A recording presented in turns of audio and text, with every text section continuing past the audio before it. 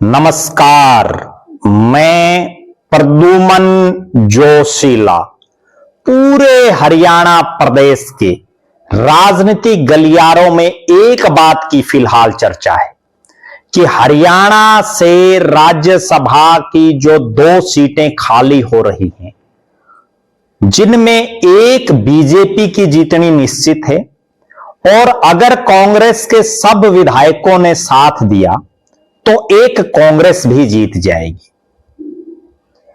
BJP के 2 सांसदों का कार्यकाल पूरा हो रहा है, कार्यकाल 2 का पूरा हो रहा है, लेकिन बीजेपी के कोटे में पक्के तौर पर एक ही सीट आएगी। दूसरी सीट पर अगर कोई बड़ा खेला हो गया, जैसे सुभाष चंद्रा के समय हुआ या कार्तिकेय शर्मा के समय हुआ, तो अलग बात है, लेकिन पक्के तौर पर जो गारंटी शुदा है वो एक सीट बीजेपी को मिलेगी। और यही एक कारण है कि भारतीय जनता पार्टी के कई नेता अपनी अपनी गोटियां सेट करने में लगे हुए हैं। कोई पार्टी आला कमान के आगे हाजिरी मार रहा है, तो कोई प्रदेश के मुख्यमंत्री से मिल रहा है, कोई प्रदेश के पूर्व मुख्यमंत्री मनोहर लाल खट्टर साहब से मुलाकात कर रहा है। हालांकि चूंकि भारतीय जनता पार्टी की एक नीति है, क्या जिस नेता का ज्यादा नाम चल जाए या जो नेता ज्यादा मांगने को लेकर के उतावला दिखे, तो पार्टी उसके नाम को काट करके दूसरे के नाम को तरजीह दे देती है। इसलिए ये जो नेता हैं बहुत से प्रदेश के, वो अपने मुंह से नहीं बोल रहे, लेकिन चेहरा दिखाने के लिए पहुंच रहे हैं। भारतीय जनता पार्टी चूंकि सत्तारूढ़ है प्रदेश में भी और देश में भी, और अभी तक जो नरेंद्र मोदी की तीसरी बार सरकार बनी है उसमें मंत्रिमंडल का फेरबदल नहीं हुआ है।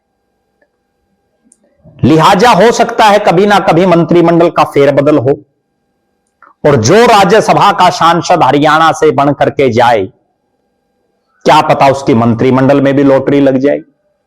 इसलिए इस एक सीट जो पक्का है बीजेपी का जीतना, इसको लेकर के राजनीतिक गलियारों में कई नेताओं के नाम चल रहे हैं और विशेषकर उन नेताओं के नाम चल रहे हैं जिनकी या तो लोकसभा या विधानसभा की टिकट कट गई या जो नेता चुनाव हार गए। यानी मोटा मोटी हम ये कह सकते हैं कि चुनाव हार चुके नेता और जिनको टिकट ही नहीं मिले, यानी बेटिकट नेता, हारे नेता और बेटिकट नेता, वो इस प्रयास में हैं और उनकी दिली इच्छा भी है बहुत सौ की कि पार्टी उनको राज्यसभा में भेज दे। लेकिन चूंकि भारतीय जनता पार्टी का शीर्ष नेतृत्व और आज की जो बीजेपी है, जिसको नरेंद्र मोदी देश के प्रधानमंत्री के तौर पर चलाने का काम कर रहे हैं, देश को तो वो चला ही रहे हैं, लेकिन बीजेपी को भी जो है वो अपने हिसाब से पार्टी के संगठन में बड़ा रोल उनका आज भी है। और यही एक कारण है कि नितिन नवीन, जिनका पूरा भारत तो छोड़ दीजिए, बिहार जैसे राज्य में जहां से वो आते हैं उसमें भी कोई बहुत बड़ा नाम नहीं रहा राजनीतिक तौर पर, और उनको पहले राष्ट्रीय कार्यकारी अध्यक्ष और फिर राष्ट्रीय अध्यक्ष बनाना अपने आप में इस चीज का एक उदाहरण है कि आज नरेंद्र मोदी जो चाहते हैं वो कर रहे हैं।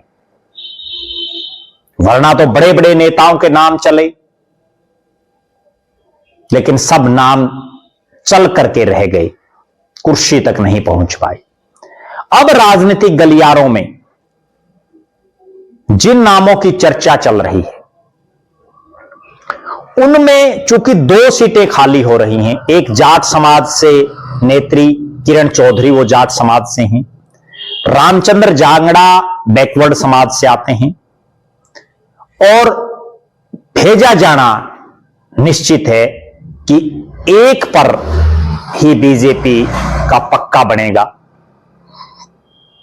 3 जो अन्य सीटें हैं, जिनमें 2 ब्राह्मण समाज से आने वाले शख्स, जिनमें एक महिला नेत्री रेखा शर्मा और दूसरे कार्तिकेय शर्मा हैं, और जाट समाज से आने वाले सुभाष बराला हैं। पहली बात तो ये क्लियर कट नजर आ रहा है कि जब 2 ब्राह्मण पहले से ही राज्यसभा में हैं, एक बीजेपी की तरफ से है और दूसरा बीजेपी के समर्थन से निर्दलीय है, तो ब्राह्मण को तो भेजा जाने का कोई जो है लग नहीं रहा कि बीजेपी कोई दांव खेलेगी।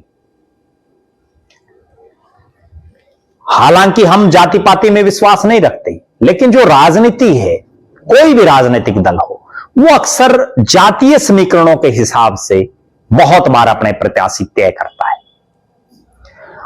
अब जाट समाज से कोई जाएगा, क्योंकि जाट समाज से अभी एक सुभाष बराला हैं और हरियाणा प्रदेश में बहुत बड़े स्तर पर जाट समाज है।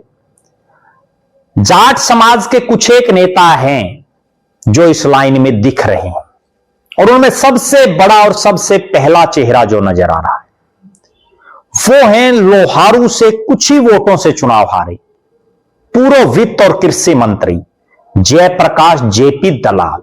क्योंकि अगर तोशाम के किरण चौधरी या भिवानी की किरण चौधरी की सीट पर इसी भिवानी जिले के किसी दूसरे नेता को भेजा जाए तो अपने आप में जो है इस इलाके के का जो एक कोटा है वो पूरा हो जाता है।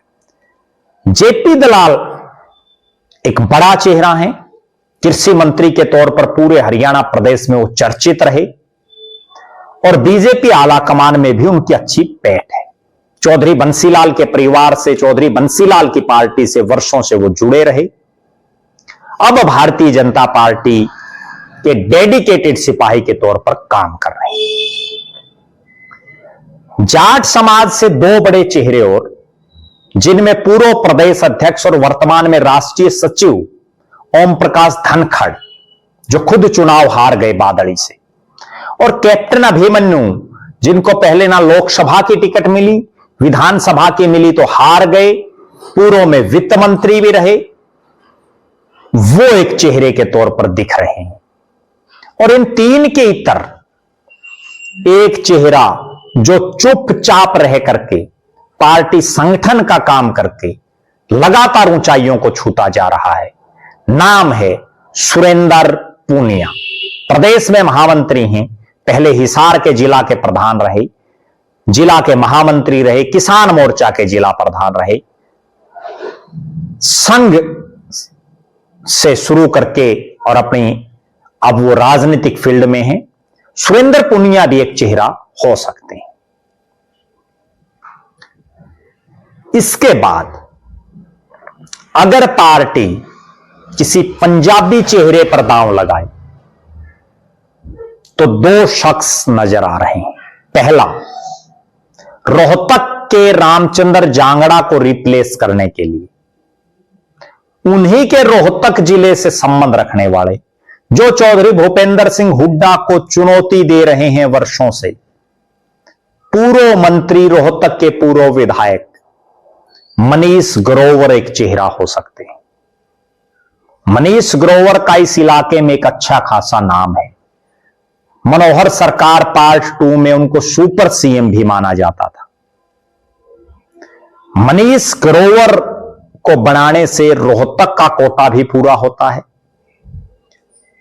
और भूपेंद्र सिंह हुड्डा के गढ़ में बीजेपी किसी नेता को अगर ताकत देगी तो उसका पार्टी को फायदा भी होगा।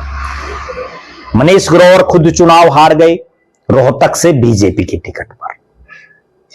एक बड़ा चेहरा और, नाम है संजय भाटिया, जिन्होंने 2019 के चुनाव में देश की जो टॉप 3 जीतें थी, 6 लाख से ज्यादा वोटों से वो लोकसभा में जीते थे, लेकिन 24 आते ही उनकी टिकट कट गई। मनोहर लाल खट्टर साहब उस सीट से चुनाव लड़ बैठे। अब उनको बंगाल की जिम्मेदारी दी हुई है। संजय भाटिया चूंकि संगठन के खिलाड़ी हैं, पार्टी उन्हें संगठन की ड्यूटियों के हिसाब से अलग अलग राज्यों में भेज रही है। और संगठन के इतने बड़े खिलाड़ी को निश्चित तौर पर राज्यसभा में भेजा जाता है बहुत बार, तो संजय भाटिया पर भी विचार हो सकता है। इस लाइन में संजय भाटिया भी एक नाम है। इसके बाद अगर हम जिक्र करें एक शख्स जो अग्रवाल समाज से आता है, मुख्यमंत्री का बड़ा नजदीकी है, मुख्यमंत्री नायब सैनी के गृह जिले से आता है, मुख्यमंत्री नायब सैनी के साथ विधायक भी रहा है, उनकी सरकार में पार्ट 1 में मंत्री भी रहा और आजकल भी उनकी बड़ी नजदीकियां हैं। चूंकि अग्रवाल समाज से भारतीय जनता पार्टी का राज्यसभा में अभी हरियाणा के कोटे से कोई मंत्री, कोई सांसद नहीं है। असीम गोयल भी एक चेहरा हो सकते हैं। असीम गोयल विधायक भी रहे, मंत्री भी रहे, पार्टी के संगठन के बड़े खिलाड़ी हैं। बिहार के चुनाव में उनकी बड़ी महत्वपूर्ण जिम्मेदारी थी, जिस पर वो जो है खरे उतरे। इसके बाद अगर हम बात करें, पार्टी अगर एससी समाज में, डीएससी समाज में दांव खेलती है, तो सिरसा से जिनकी सिटिंग सांसद होते हुए टिकट कटी, सुनीता दुग्गल, जिनको 2019 में सांसद बीजेपी की टिकट पर जीत करके वो बनी, लेकिन 24 आते आते उनकी टिकट कट गई। दल बदलू अशोक तंवर को टिकट मिल गई। हालांकि तंवर साहब भी चुनाव हार गई, लेकिन सुनीता दुग्गल की पहले लोकसभा में टिकट कटी, फिर रतिया से उनको विधानसभा की टिकट दी, और जैसा परिणाम 2014 में रतिया में रहा वो हारी, वही परिणाम 2024 में रतिया में रहा, वो फिर हारी। सुनीता दुग्गल महिला कोटा भी, क्योंकि किरण चौधरी एक महिला हैं, और उसके साथ साथ डीएससी का जो कोटा है वो भी वो पूरा करती हैं। बैकवर्ड समाज से रामचंद्र जांगड़ा आते हैं। बैकवर्ड समाज या ओबीसी के तौर पर कोई चेहरा हरियाणा प्रदेश में किसी नए आदमी पर दांव खेला जा सकता है। ये कुछ एक नाम तो मैंने आपको वो बताए हैं जो राजनीतिक गलियारों में जिन नामों की चर्चा है।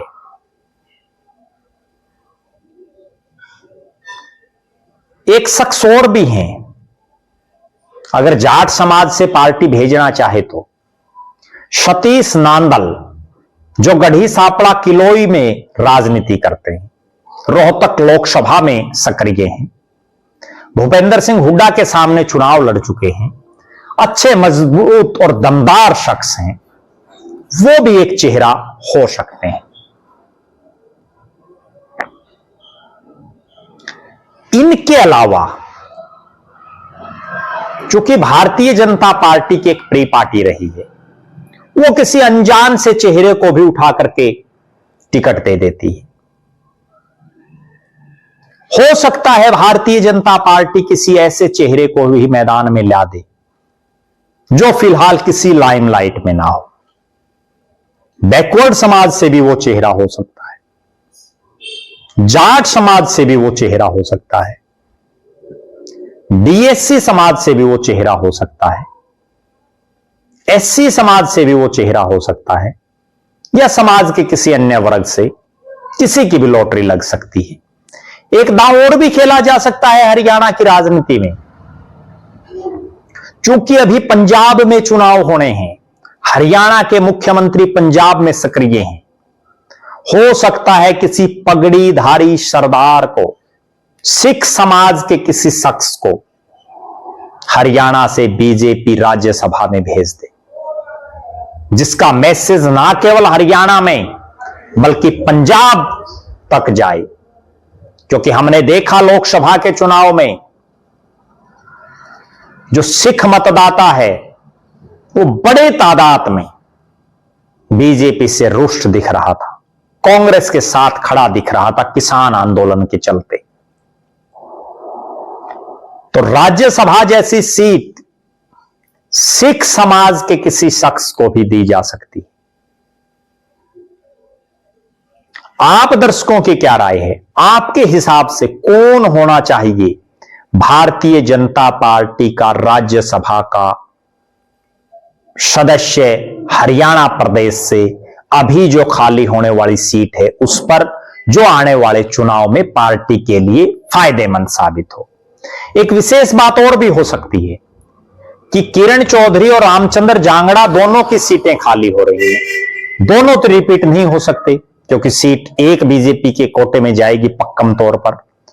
हो सकता है ये दोनों भी में से पार्टी किसी एक पर दोबारा दांव खेल दे। उसमें रामचंद्र जांगड़ा की संभावनाएं कम नजर आ रही हैं क्योंकि सांसद बनने के बाद वो लगातार अपने बयानों की वजह से चर्चित रहे, कई बार विवादों में भी उलझे रहे बयानों की वजह से। और किरण चौधरी का दिल्ली की राजनीति में वर्षों से एक मजबूत हाथ रहा है, तो हो सकता है किरण चौधरी फिर बाजी मार जाएं। इस पर भी हमारी निगाहें हैं।